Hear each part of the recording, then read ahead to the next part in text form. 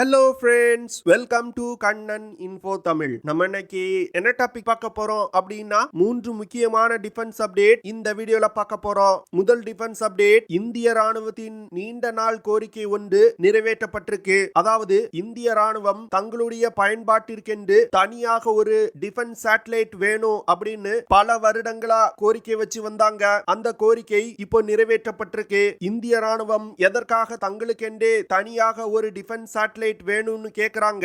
இதன் மூலமா இந்திய ராணுவத்தோட செயல்திறன்ல என்னென்ன முன்னேற்றங்கள் ஏற்படும் அப்படிங்கிறது குறித்து பார்க்கலாம். இரண்டாவது அப்டேட், இந்தியா brahmos-2 ஹைப்பர்சானிக் மிசைலை உருவாக்குறதுக்கான பேச்சுவார்த்தையை ரஷ்யாவுடன் துரிதப்படுத்தி இருப்பதா செய்திகள் வெளிவந்திருக்கு. இந்தியாவுக்கு எதற்காக brahmos-2 ஹைப்பர்சானிக் மிசைல்கள் தேவை, இந்தியாவும் ரஷ்யாவும் இணைந்து உருவாக்க உள்ள brahmos-2 ஹைப்பர்சானிக் மிசைலோட செயல்திறன் மற்றும் சிறப்பு அம்சங்கள் என்ன அப்படிங்கிறது குறித்து பார்க்கலாம். மூன்றாவது அப்டேட், இந்திய கடற்படைக்காக 1700 கோடி ரூபாய் செலவுல அதிநவீன கன் ஃபயர் கண்ட்ரோல் சிஸ்டங்கள் வாங்கப்பட உள்ளது. இந்த கன் ஃபயர் கண்ட்ரோல் சிஸ்டம்னா என்ன, இந்த சிஸ்டங்கள் இந்திய கடற்படையில் இணைவதன் மூலம் இந்திய கடற்படையின் செயல்திறன் எப்படி அதிகரிக்கப்படும் அப்படிங்கிறது குறித்து நம்ம டீடைலா இந்த வீடியோல பார்க்கலாம். நம்ம சேனல்ல டிஃபென்ஸ் மற்றும் ஜியோபாலிட்டிக்ஸ் சம்பந்தமா தினம் ஒரு வீடியோ பப்ளிஷ் பண்ணிட்டு இருக்கோம். உங்களுக்கு நம்ம சேனல்ல பப்ளிஷ் ஆகக்கூடிய வீடியோஸ் பிடிச்சிருந்துச்சுன்னா சேனலை சப்ஸ்கிரைப் பண்ணி சப்போர்ட் பண்ணுங்க.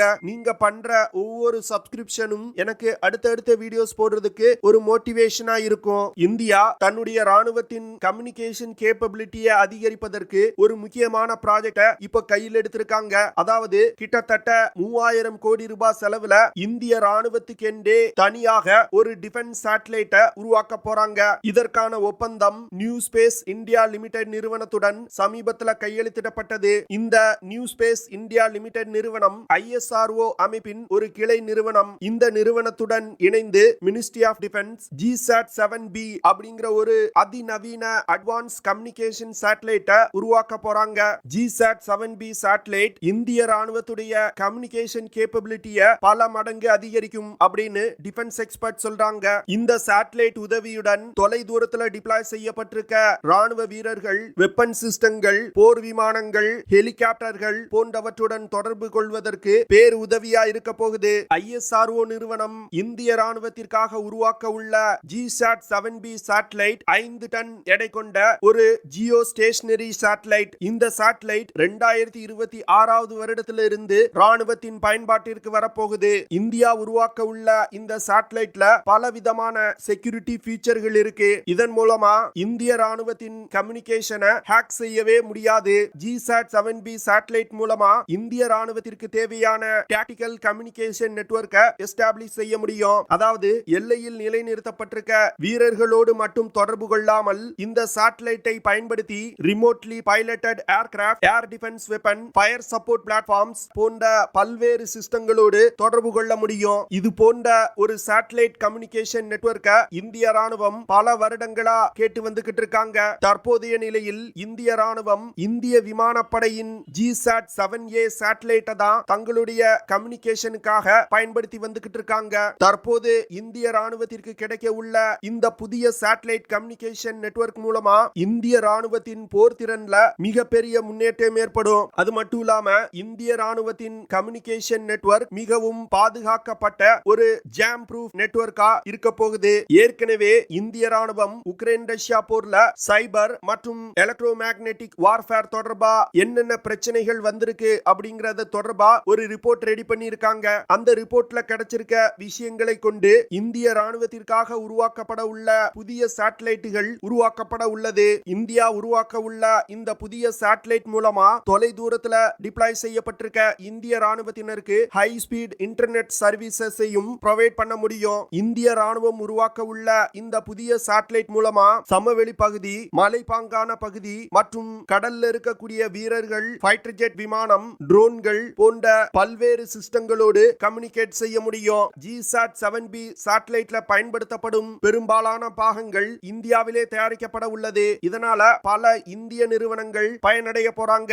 இந்த புதிய சேட்டலைட் ஒப்பந்தம் தவிர ministry of defence Bharat electrical limited நிறுவனத்துடன் இந்திய படையினரின் ஏர் டிஃபென்ஸ் கேப்பபிலிட்டியை அதிகரிப்பதற்கு 2400 கோடி ரூபாய்க்கான ஒப்பந்தங்கள்ல கையெழுத்திட்டு இருக்காங்க. அதுல ப்ராஜெக்ட் ஆகாஷ் ஆகாஷ்தீர் அப்படிங்கிற ஒரு திட்டத்தை பாரத் எலக்ட்ரிக்கல் லிமிடெட் நிறுவனம் செயல்படுத்த போறாங்க. இந்த திட்டத்தின் மதிப்பு 1982 கோடி ரூபாய். ஆகாஷ்தீர் திட்டத்தின் மூலமா ஒரு ஆட்டோமேட்டட் ஏர் டிஃபென்ஸ் கண்ட்ரோல் மற்றும் ரெஸ்பாண்டிங் சிஸ்டத்தை இந்திய ராணுவத்திற்காக உருவாக்க போறாங்க.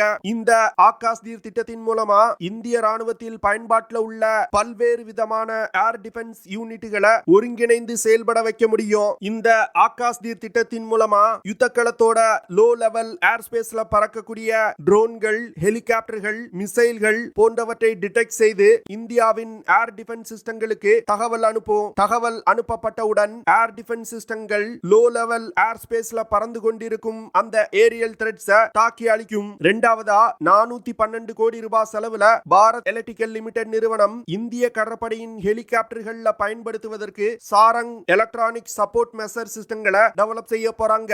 இந்த சாரங் எலக்ட்ரானிக் சப்போர்ட் மெஷர் சிஸ்டங்கள் கடற்படை ஹெலிகாப்டர்களை எதிரிகளின் மிசைல் மற்றும் விமான தாக்குதலில் இருந்து பாதுகாக்கும். GSAT-7B satellite, Akashteer automated air defence control and response system மற்றும் சாரங் எலக்ட்ரானிக் கவுண்டர் மெஷர் சிஸ்டங்கள் இந்திய படையில் இணைக்கப்பட்டால் இந்திய படையினரின் செயல்திறன்ல ஒரு மிகப்பெரிய முன்னேற்றம் ஏற்படும். இந்தியா ரஷ்யாவுடன் இணைந்து brahmos-2 ஹைப்பர்சானிக் மிசைல்களை உருவாக்குறதுக்கான பேச்சுவார்த்தையில மிக தீவிரமா ஈடுபட்டிருப்பதா செய்திகள் வெளிவந்திருக்கு. இன்னும் கூடிய விரைவில் brahmos-2 ஹைப்பர்சானிக் மிசைல்களை உருவாக்குறதுக்கான வேலைகளை தொடங்குவாங்க அப்படின்னு எதிர்பார்க்கப்படுது. brahmos-2 ஹைப்பர்சானிக் மிசைல்களை உருவாக்குறதுக்கு இந்தியா மற்றும் ரஷ்யா பல வருடங்களுக்கு முன்பே முடிவு செஞ்சாங்க.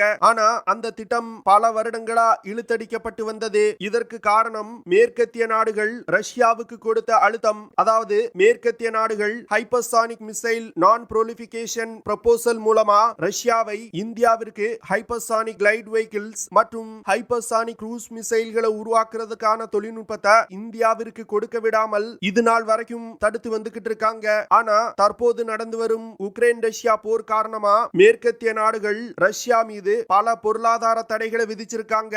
இதன் காரணமா ரஷ்யா இந்த ஹைப்பர்சானிக் மிசைல் நான் ப்ரோலிஃபிகேஷன் ப்ரொபோசல் திட்டத்தை மதிக்க போறதில்ல. தற்போது நிலவக்கூடிய ஜியோபொலிட்டிக்கல் சிச்சுவேஷனை இந்தியா தனக்கு சாதகமா பயன்படுத்தி கொண்டு brahmos-2 ஹைப்பர்சானிக் மிசைல் ப்ராஜெக்டை வேகப்படுத்த முயல்றாங்க.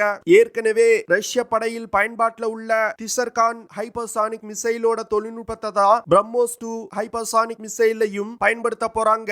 சமீபத்தில் நடந்த ஏரோ இந்தியா நிகழ்ச்சியில பிரம்மோஸ் ஏரோஸ்பேஸ் நிறுவனம் brahmos-2 ஹைப்பர்சானிக் மிசைலோட ஒரு மினியேச்சர் மாடலை காட்சிப்படுத்தி இருந்தாங்க. அது மட்டும் இல்லாம பிரம்மோஸ் ஏரோஸ்பேஸ் நிறுவனம் அடுத்த 5 முதல் 8 வருடங்கள்ல brahmos-2 ஹைப்பர்சானிக் மிசைல தயாரித்து முடிக்க போறதா சொல்லி இருந்தாங்க. brahmos-2 ஹைப்பர்சானிக் மிசைல் ப்ராஜெக்ட் தவிர DRDO நிறுவனமும் ஹைப்பர்சானிக் மிசைல்களை உருவாக்குறதுக்கான தொழில்நுட்பத்தை டெவலப் செஞ்சு வந்துகிட்டு இருக்காங்க. சில வருடங்களுக்கு முன்பு HSTDV அப்படிங்கிற ஹைப்பர்சானிக் டெக்னிக்கல் டெமான்ஸ்ட்ரேட்டர் வெஹிக்கிளை இந்தியா வெற்றிகரமா சோதனை செஞ்சாங்க.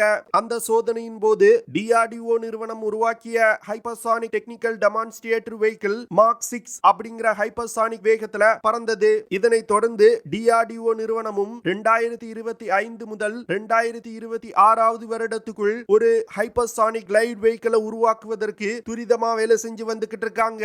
brahmos-2 ஹைப்பர்சானிக் மிசைல இந்தியாவின் DRDO நிறுவனமும் ரஷ்யாவின் NPO மெசினோஸ்டோனியா நிறுவனமும் இணைந்து டெவலப் செய்ய போறாங்க. brahmos-2 மிசைல்ல hypersonic cruise missile, air launch cruise missile, anti ship missile, land attack missile, surface to surface missile போன்ற பல்வேறு விதமான மிசைல்கள் உருவாக்கப்பட உள்ளது. brahmos-2 மிசைலை இயக்குறதுக்கு அதிநவீன ஸ்கிராம்ஜெட் இன்ஜின் பயன்படுத்தப்பட உள்ளது. brahmos-2 ஹைப்பர்சானிக் மிசைல்கள்னால அதிகபட்சமா 1500 கிலோமீட்டர் தூரத்துல உள்ள இலக்குகளை தாக்க முடியும். இந்த மிசைல்கள்னால மார்க் 8 அப்படிங்கிற வேகத்துல பறந்து சென்று இலக்கை தாக்க முடியும். அதாவது ஒலியின் வேகத்தை விட 8 மடங்கு வேகமா சென்று இலக்கை தாக்கும். brahmos-2 மிசைல்களை போர்க்கப்பல்கள், நீர்மூழ்கி கப்பல், விமானங்கள் மற்றும் லேண்ட் பேஸ் மொபைல் லான்ச்சர்கள் போன்ற பல்வேறு விதமான லான்ச்சிங் சிஸ்டங்கள்ல இருந்து பயன்படுத்தும் வகையில உருவாக்க போறாங்க.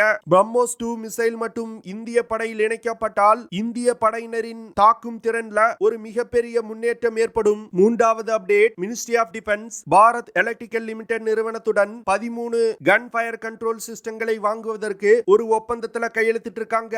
இந்த 13 கன் ஃபயர் கண்ட்ரோல் சிஸ்டங்களும் இந்திய கடற்படைக்காக 1700 கோடி ரூபாய் செலவுல வாங்கப்பட உள்ளது. இந்திய கடற்படைக்காக லைனக்ஸ் U2 அப்படிங்கிற 13 கன் ஃபயர் கண்ட்ரோல் சிஸ்டங்கள் வாங்கப்பட உள்ளது. இந்த கன் ஃபயர் கண்ட்ரோல் சிஸ்டங்கள் ஏற்கனவே இந்திய கடற்படையில் பயன்பாட்டில் இருந்து வருது.